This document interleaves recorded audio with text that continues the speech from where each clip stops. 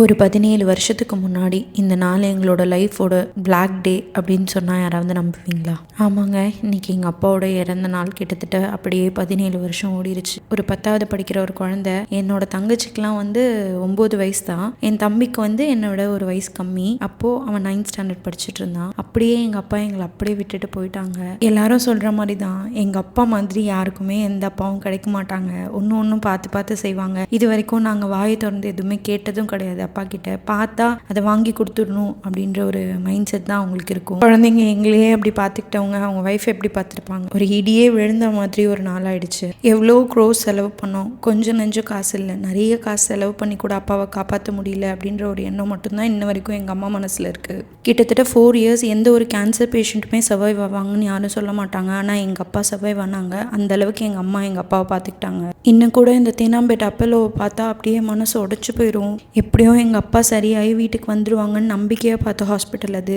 கடைசி வரைக்கும் வரவே இல்லை. எங்கள் வாழ்க்கையே புரட்டி போட்ட நாளுன்னு கூட சொல்லலாம். லைஃப் இஸ் அன்ஃபேர்னு சொல்லுவாங்களே, அதுக்கு பெஸ்ட்டான எக்ஸாம்பிள் நாங்களாக தான் இருப்போம். அந்த மனுஷன் போயிட்டாருன்னு சொல்லிட்டு எங்கள் அம்மா இடிஞ்சு உட்காரவே இல்லை. ஒரு 4th டேவே எங்கள் அம்மா போயிட்டாங்க வேலை தேடி. ஏன்னா எங்களுக்கெல்லாம் ஃபீஸ் கட்டணும், எங்களெல்லாம் பார்த்துக்கணும் அப்படின்னு சொல்லிட்டு அவங்களோட அந்த மஞ்சக்கயிறு கூட கலட்டாமல் போய் சம்பாரிச்சு இன்னைக்கு எங்களை இவ்வளோ பெரிய ஆளாக்கியிருக்காங்க. உண்மையாகவே அவங்க இரும்பு மனுஷி தானே. தனியாக நின்று யாரோட சப்போர்ட்டும் இல்லாமல், சொந்தக்காரவங்க சப்போர்ட்டும் இல்லாமல் நிறைய பேச்சு வாங்கி எங்களை இன்னைக்கு இவ்வளோ நல்ல நிலைமையில நிறுத்தியிருக்காங்க. இன்னைக்கு நாங்கள் இவ்வளோ நல்லா இருக்கோம் அப்படின்ற ஒரு விஷயத்த பார்க்கறதுக்கு இன்னைக்கு எங்கள் அப்பா எங்க கூட இல்லை.